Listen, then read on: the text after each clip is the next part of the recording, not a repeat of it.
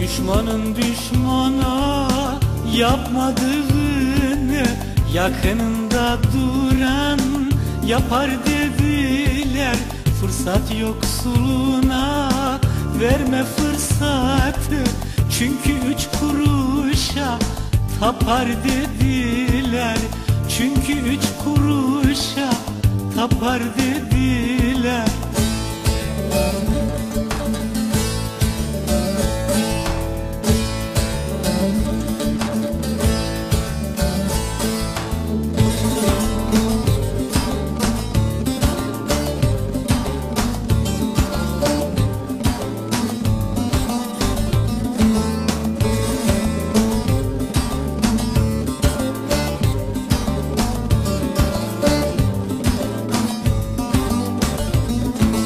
Derler karga besle gözünü oysun, oymak şöyle dursun ruhunu soysun.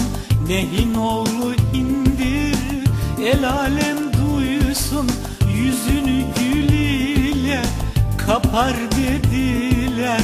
Yüzünü gül ile kapar dediler.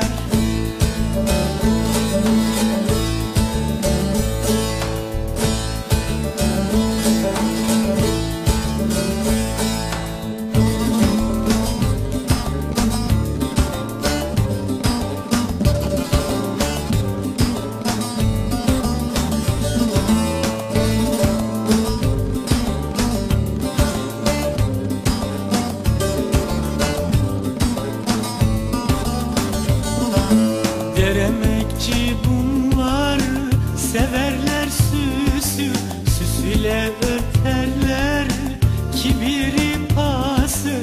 Bunlar Pir Sultan'ın Ali babası, Hızır'ı kıçından öper dediler.